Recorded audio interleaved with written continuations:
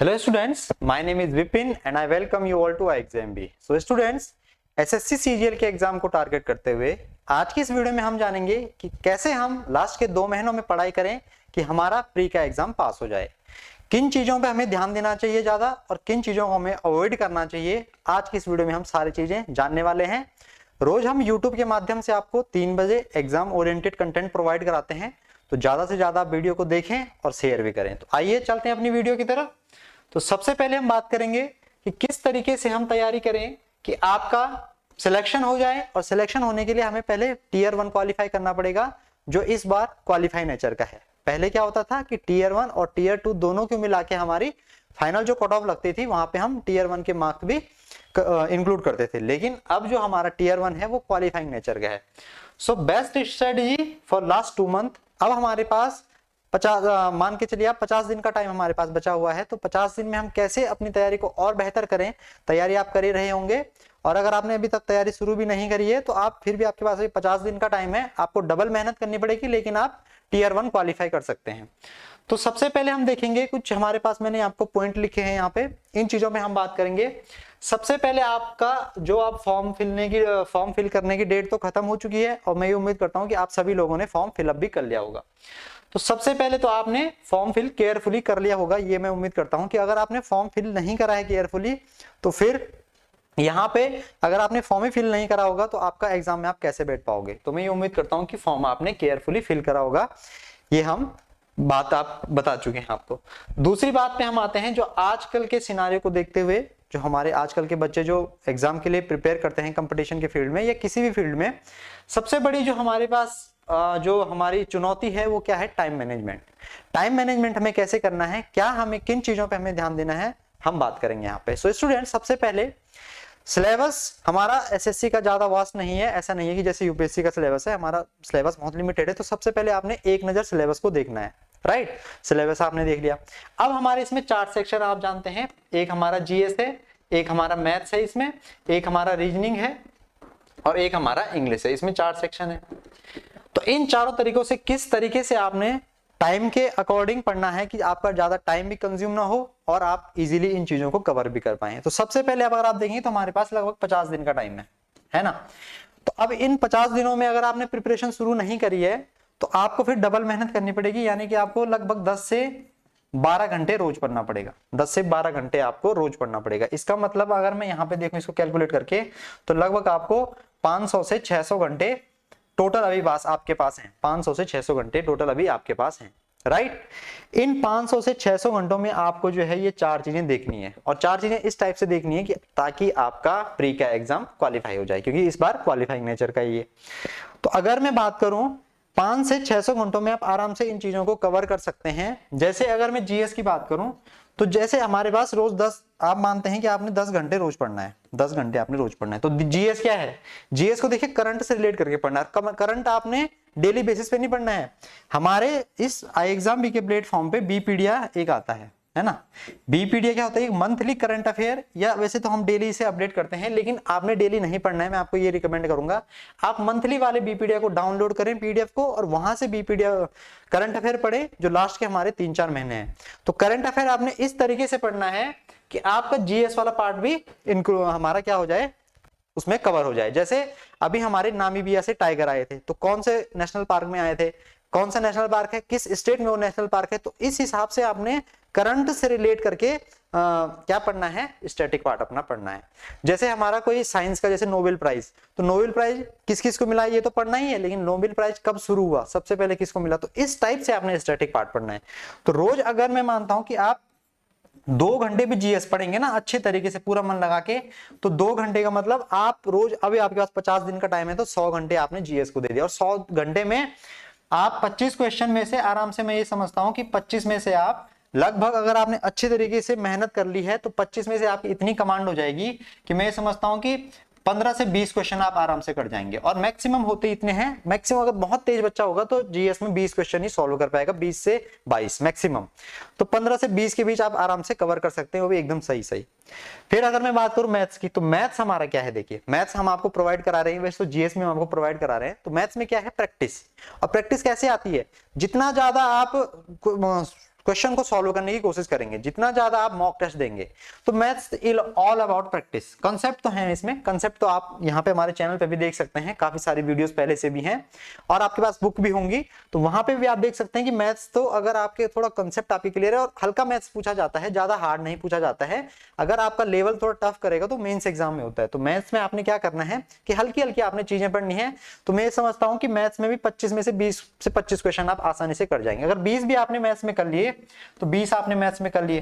Practice से होंगे ये, बिना प्रैक्टिस के मैथ्स हमारा सॉल्व करना मुश्किल है। तो देखो मैथ्स को अगर आप एक दिन में 3 घंटे भी दोगे, 3 घंटे भी दोगे तो तब भी हमारे पास 5 घंटे भी हो गए। मैथ्स को हमने ये 2 घंटे हमने किसको दे दिए, 2 घंटे हमने जीएस को दे दिए, 5 घंटे हमने मैथ्स को दे दिया। और मैथ्स 3 घंटे में हमारा सफिशिएंट मैथ्स कवर हो जाता है। अब आते हैं हम किस पे, इंग्लिश पे। रीजनिंग पे बाद में आएंगे। तो रीजनिंग में भी हमारे 50 क्वेश्चन आते हैं। अब रीजनिंग में आपने क्या, इंग्लिश में आपने क्या करना है, सॉरी इंग्लिश की बात कर रहे हैं। तो इंग्लिश में आपने क्या करना है कि इंग्लिश में आप मैक्सिमम कोशिश करिए कि वोकैब वाले पार्ट को ज्यादा फोकस करें, क्योंकि देखिए ग्रामर तो बहुत वास्ट है, मतलब ज्यादा वास्ट भी नहीं है, लेकिन एज कंपेयर टू वोकैब थोड़ा वास्ट है ये। तो वोकैब पे आपने ज्यादा फोकस करना है। वोकैब के लिए आपने क्या करना है, अगर आप हिंदू पढ़ सकते हैं तो 2 हिंदू पढ़िए, क्योंकि 50 दिन अगर आप लगातार 2 हिंदू पढ़ेंगे तो डेफिनेटली आपको खुद में इंप्रूवमेंट देखने को मिलेगा in terms of vocabulary, right. तो हिंदू पढ़ सकते हैं तो पढ़िए, नहीं तो ऑनलाइन इतने प्लेटफॉर्म है, आप कहीं पे भी देख सकते हैं वोकैब का, या हमारे चैनल पे आपको मिल जाएगा, है ना, बुक आपके पास होंगी तो वोकैब आप पढ़ सकते हैं। अगर आप 2 घंटे इंग्लिश को भी देंगे ना तो सफिशिएंट है, 2 घंटे में इंग्लिश हमारी सफिशिएंट है। तो ये हमारी इंग्लिश के लिए हो गए 2 घंटे, ठीक है भाई, इंग्लिश के लिए हो गए। अब हमारे पास बचे 3 घंटे। 3 घंटे में रीजनिंग तो बेसिकली जो आपकी बचपन से एबिलिटी है क्वेश्चन सॉल्व करने की, सोचने समझने की जो क्षमता है, वही रीजनिंग है हमारी। तो रीजनिंग को अगर आप 1 से 1.5 घंटा प्रैक्टिस करेंगे एक दिन में तो मोर देन सफिशिएंट है, more than sufficient, in my terms more than sufficient. तो रीजनिंग तो हमारा हो गया। अब हम देखें तो 3 2 5 2 7 और 1 8 9 घंटे भी मान के चले हम लमसम, तब भी हमारे पास लगभग 1.5 घंटा या 1 घंटा बचता है। तो उस 1-1.5 घंटे को आप यहाँ पे आधा घंटा मैथ्स में, 1 घंटे को मैथ्स में शिफ्ट कर सकते हैं, और मैं समझता हूँ कि आधा घंटा आप यहाँ पे शिफ्ट कर सकते हैं। तो ये हो गया हमारा 2.5 आवर्स हो गया हमारे इंग्लिश के लिए, और 3-4 आवर हो गया हमारे मैथ्स के लिए। तो ये मैथ्स और इंग्लिश के लिए थोड़ा आपने ज्यादा टाइम देना है, क्योंकि ये हमारे स्कोरिंग सब्जेक्ट हैं। वैसे तो मैथ्स मेंस के लिए जब हम आपको पढ़ाएंगे तो वहां पे आपको चीजें क्लियर होंगी, लेकिन अभी आपने टियर 1 क्वालिफाई करना है। तो इस तरीके से अगर आप पढ़ेंगे, 2 घंटे आप जीएस पढ़ेंगे। जीएस कैसे, करंट से रिलेट स्टैटिक, ये नहीं कि आपने लूसेंट की बुक उठा ली या कोई पुरानी बुक उठा ली और आप हिस्ट्री और ज्योग्राफी पढ़ते जा रहे हैं, वो इरेलेवेंट हो जाएगा। इरेलेवेंट तो नहीं है, वो रहे तो रिलेवेंट, लेकिन अब टाइम कम है आपके पास, तो जब टाइम कम है तो हमें उस हिसाब से पढ़ना पड़ेगा। तो खैर ये बात हुई। मैथ्स के लिए मैंने आपको बता दिया कि 4 घंटे मैंने आपको दे दिया मैथ्स के लिए। तो 4 घंटे में बहुत मैथ्स हो जाता है एक दिन में। अगर आप 4 घंटे मैथ्स, अगर आप 4 घंटे में बैठने सॉल्व करने बैठेंगे तो 4 घंटे में एक चैप्टर हो जाता है प्री के पॉइंट ऑफ व्यू से। मेंस के लिए तो फिर थोड़ा लेवल टफ हो जाता है, लेकिन प्री में आराम से जो है 4 घंटे आप एक दिन में पढ़ेंगे तो 50 हो गए, 200 घंटे। इसका मतलब आप 200 आवर्स आप किसको दे रहे हैं, मैथ्स को दे रहे हैं। और ये 200 आवर्स में पूरा मैथ्स हमारा अगर हम बात करें तो कवर हो जाता है इजीली। फिर हम बात करें किसकी, इंग्लिश की, तो इंग्लिश को भी आप कवर कर रहे हैं। तो इस टाइप से आपने अपना टाइम मैनेजमेंट करना है। ज्यादा टाइम आपने अपने मोबाइल को या सोशल मीडिया को नहीं देना है, क्योंकि ये टाइम अब 50 दिन में अगर आप पेपर पास करने की सोच रहे हैं तो सोशल मीडिया को आप टाइम नहीं दे पाएंगे, right. You have to study at least 10 hour in a day. तो आपको 10 घंटे एक दिन में पढ़ना ही होगा, तब जाके आप प्री जो है पास कर पाएंगे, और ये हमारा क्वालिफाइंग नेचर का है। तो सबसे बड़ी बात आपकी सिलेबस के बारे में आपको बता दें कि सिलेबस एक बार आप जरूर देख लीजिए। मॉक टेस्ट, बिना मॉक टेस्ट के ये मान के चले कि आपका एग्जाम क्वालिफाई करना असंभव है, इम्पॉसिबल है। तो मॉक टेस्ट जरूर देने हैं, फ्री है ना, फ्री। देखो फ्री ऑफ कॉस्ट आपको ये iExamB की जो साइट है यहाँ पे आपको अवेलेबल हो जाएंगे। तो फ्री ऑफ कॉस्ट हो रहे हैं, ये सबसे बड़ी बात, फ्री ऑफ कॉस्ट। कोई आपको पे नहीं करना है, आपने साइट में विजिट करना है, सीजीएल के सेक्शन में जाना है, वहां आपको free of cost mock test provide हो जाएंगे। तो फ्री में आपको मॉक टेस्ट प्रोवाइड हो रहे हैं। बिना मॉक टेस्ट के आपका जो है ये पेपर पास करना असंभव होता है। तो मॉक टेस्ट आप जरूर दीजिए, फ्री ऑफ कॉस्ट है, इसको आप जरूर दीजिए। क्योंकि अगर मॉक में आप देंगे ना तो मॉक में आप खुद को एनालाइज कर पाएंगे। सपोज आपसे प्रॉफिट एंड लॉस, आपने मॉक दिया, आपसे प्रॉफिट एंड लॉस का क्वेश्चन नहीं हो रहा, तो फिर आप देखेंगे यार कि प्रॉफिट एंड लॉस मुझे क्यों नहीं हो रहा है, क्या चीजें मैं से पढ़ूं। तो फिर आप अगली बार जब देंगे, आपने उस पर वर्क करा प्रॉफिट एंड लॉस पे, तो क्या पता आप अगली बार सही कर जाए। आपसे एल्जेब्रा का क्वेश्चन नहीं हो रहा, आपने थोड़ा एल्जेब्रा पे वर्क करा, अगली बार सही हो जाएगा। तो इस टाइप से आप, अब मॉक ये नहीं कि डेली बेसिस पे दो, मॉक ये मान के चलो आपकी हफ्ते में आप 3 मॉक दे सकते हो।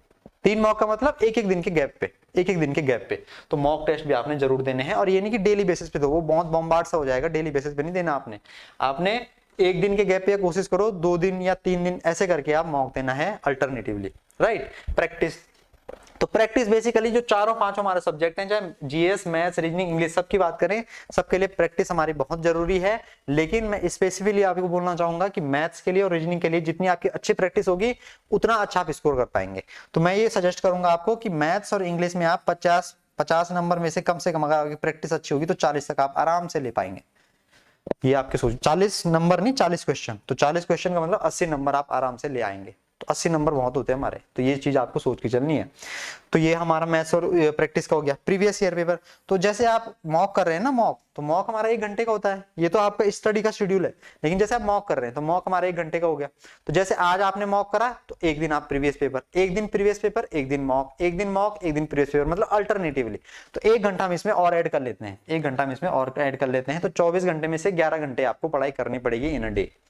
24 घंटे में से 11 घंटे आपको, और मैं समझता हूं कि 11 भी मैं कम ही कह रहा हूं, आप इसको और एक्सटेंड भी कर सकते हैं अगर आप चाहें तो। ये आपके ऊपर डिपेंड करता है, आपकी एफिशिएंसी के ऊपर डिपेंड करता है कि आप इसे कितना एक्सटेंड कर सकते हैं। 15-15 घंटे भी बच्चे पढ़ सकते हैं आसानी से, राइट। अगर आप अपने घर में हैं, आपको टाइम टू टाइम खाना मिल रहा है और टाइम टू टाइम सारी चीजें हो रही है, तो आप आसानी से पढ़ सकते हैं। तो इस टाइप का आपने शेड्यूल फॉलो करना है। 2 महीने में आप आसानी से क्रैक कर सकते हैं एग्जाम को। हम आपको मैक्सिमम कंटेंट प्रोवाइड कराएंगे। आप कमेंट बॉक्स में लिखें कि सर इस चीज का आप वीडियो लेके आइए, हम उसी वीडियो को, उसी जो आपने कमेंट करा है उसी टॉपिक पे वीडियो लेके आएंगे। लेकिन आप इंगेजमेंट तो करिए, है ना, मैक्सिमम शेयर करिए इन चीजों को। तो इस टाइप से आपको पढ़ना पड़ेगा, तब जाके आप जो है एग्जाम पास कर पाएंगे। आगे अगर हम देखें तो ये हमारा सीजीएल का होता है। अगर आपने डबल एओ बनना है तो ये लेवल 8 की पोस्ट है। पे लेवल इसमें 8 है, लगभग 90,000 या 85,000 तक इसमें तनख्वाह जाती है हमारी, सैलरी, है ना। डबल एओ की पोस्ट है, असिस्टेंट ऑडिटर ऑफिसर की, है ना। गेजेटेड ऑफिसर है, ग्रुप बी का पोस्ट है, राइट। तो ये सारी चीजें हैं।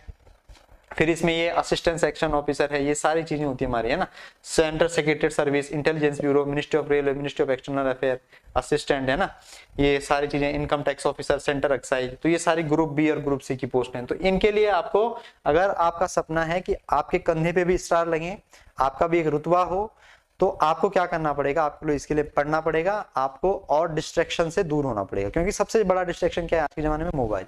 तो मोबाइल से ठीक है अपडेट रहो आप, लेकिन सोशल मीडिया भी चलाओ। लेकिन ये नहीं कि आप एक रील खोल रहे हो तो 10 मिनट उसी पे निकाल दे रहे हो, ऐसा नहीं करना है आपने अपने आप को कंट्रोल करना पड़ेगा। जब तक आपका अपने ऊपर कंट्रोल नहीं होगा, कोई दूसरा आपके ऊपर कंट्रोल नहीं कर पाएगा।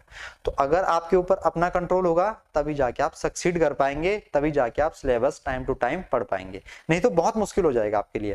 क्योंकि आज के जमाने में क्या है कि ये चीजें, ये नेगेटिविटी है बेसिकली। नेगेटिविटी हमें ज्यादा अट्रैक्ट करती है एज कंपेयर टू पॉजिटिविटी। तो नेगेटिविटी से आपको रिपल करना है, नेगेटिविटी को दूर भगाना है उसे। तो उसके लिए आपको किताबों में इंगेज होना पड़ेगा, पढ़ना पड़ेगा आपको, तब जाके आपका सिलेक्शन होगा। सिलेक्शन ऐसे नहीं होता है, बोलते हैं ना कि किसी भी चीज को पाने के लिए पहले उसके लिए बहुत सारी रातें हमें बितानी पड़ती हैं। अगर हेलीकॉप्टर पे टेक ऑफ करता है ना, टेक ऑफ करता है, तो उसके लिए पहले वो जो हमारा रनवे होता है उस पे वो चलता है, तो रगड़ता है ना जमीन पे, तो पहले जमीन पे रगड़ना पड़ेगा आपको, तब जाके आप टेक ऑफ कर पाएंगे। तो ये कुछ चीजें होती हैं, है ना। अगर आपको, जैसे आप एक सफल व्यक्ति हैं, तो सफल व्यक्ति हमें खाली बाहर से ही दिखता है कि ये सफल हो गया, उसने कितनी उसके पीछे एफर्ट लगाए हैं, कितनी उसने रातें उस पे उसके पीछे गुजारी हैं, जो उसका टारगेट था वो कोई नहीं जानता। तो ये चीजें आपको करनी पड़ेगी, आपको पढ़ना पड़ेगा, बिना पढ़े कुछ नहीं होगा। सारी हाइपोथेटिकल बातें हैं कि ये हो जाएगा वो हो जाएगा।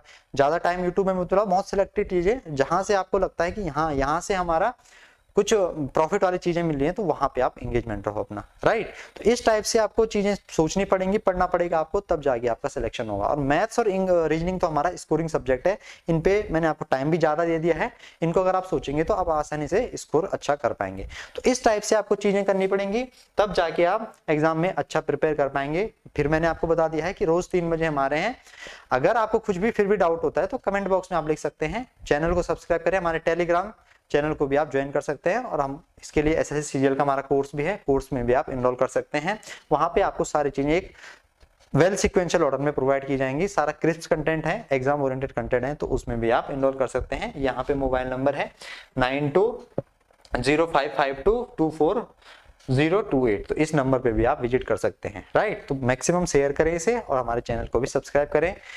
क्योंकि अगर आप सहयोग करेंगे तभी हम आप इंकरेज हो पाएंगे और तभी हम आपके लिए मैक्सिमम कंटेंट फिर लेके आ पाएंगे। तो चलिए फिर मिलेंगे नेक्स्ट वीडियो में।